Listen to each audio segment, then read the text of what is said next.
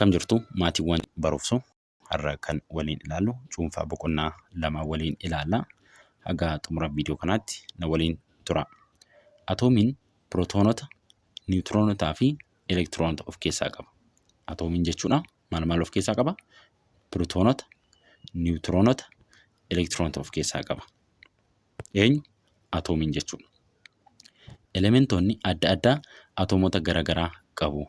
Elementoonni adda addaa atoomota garaagaraatti kan isaan qaban jechuudha.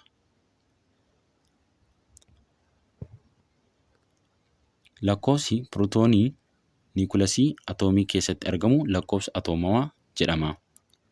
Maani lakkoofsi pirootoonii niikulasii atoomii keessatti argamu lakkoofsa atoomawaa jedhama. Fakkeenya fudhattan jechuudha.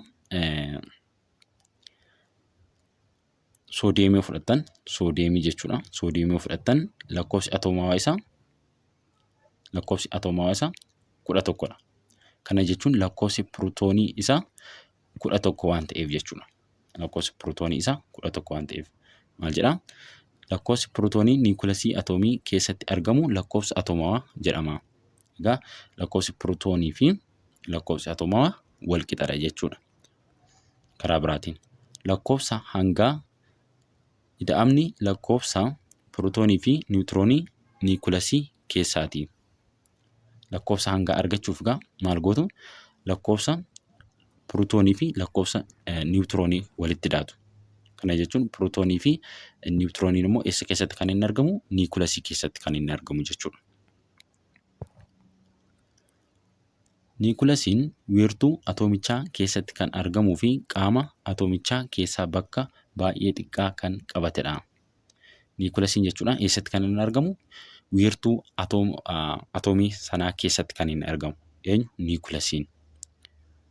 Niikulasiin wiirtuu atoomichaa keessatti kan inni argamu. Bakka inni qabatus bakka baay'ee xiqqaa kan qabatudha jechuudha. Garuu hangaan immoo baay'ee guddaadha. Hangaan immoo baay'ee guddaadha. Eenyu? Niikulasiin jechuudha. Niikulasiin suudoowwan cita atoomawaa pirootoonii fi niwutiroonii of keessaa qaba. Niikulasiin jechuudha. Niikulasiin suudoowwan cita atoomawaa pirootoonii fi niwutiroonii of keessaa qaba jechuudha. Niikulasiin sheelonni bakka elektiroononni niikulasiitti marsan itti argamanidha. Sheelonni jechuudha. Fakkeenya fudhattan kana kuni niikulasii yoo ta'e, kun immoo sheelii yoo ta'e jechuudha. Sheelii yoo ta'e, inni kun sheeliidha jechuudha. Kana elektiroonotatu asirra marsee jira. Eenyuun? Niikulasii marsanii jiru jechuudha.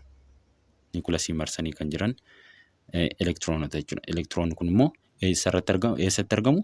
Sheelii keessatti argamu jechuudha. Sheelii irratti kan isaan argaman. Moolekiyuulii atoom-lamee keessatti atoomota akaakuu tokko lamatu moolekiyuulicha uuma. Fakkeenya fudhattan haayidroojiinii yoo fudhattan kun moolekiyuulii haayidroojiinii.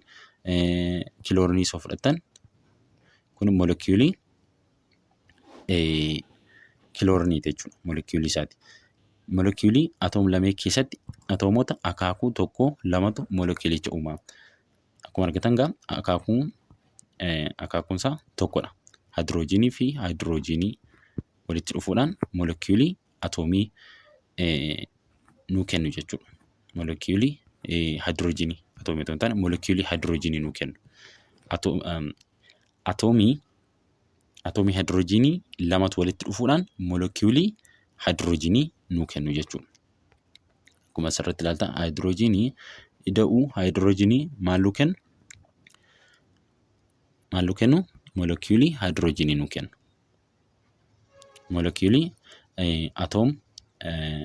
atoom-lamee jedhamu isaan kun. Kun moolekiyuulii atoom-lamee jennaan jechuudha. Kuni atoomii haayidroojiiniiti. Kunis atoomii haayidroojiiniiti. Walitti dhufuudhaan moolekiyuulii haayidroojiinii nuu kennu jechuudha. Moolekiyuulii atoom danuun atoomota akaakuu tokko lama ol of keessaa qaba. Maal jedhaa? Molekiilii atoom danuun atoomota akaakuu tokko lamaa ol of keessaa qaba. Fakkeenya yoo fudhattan ozoonii yoo fudhattan jechuudha. Atoomiin isaa akaakuu tokkodha. Ozoonii yoo fudhattan atoomiin isaa akaakuun isaa tokkodha. Garuu lamaa ol of keessaa qaba jechuudha. Atoomiin isaa kun meeqadha? 3dha. Atoomii oksijiinii 3tu ozoonii nuu kenna jechuudha. Molekiilii ozoonii nuu kenna. Kan biraa fudhachuu dandeessu. Salfaris fudhachuu dandeessu. 8tiin kan inni argamu jechuudha. Kuni atoomii salfarii 3 jechuudha. 8tiin kan inni molekiilii kana nuu kennu jechuudha. Molekiilii salfarii. Viidiyoo itti aanuun Gilgala boqonnaa 2 waliin ilaalla. Hanga ilaalle kana keessatti bakka gaaffii isinitti ta'e koomentii jalatti naa barreessuu hin dagatinaa.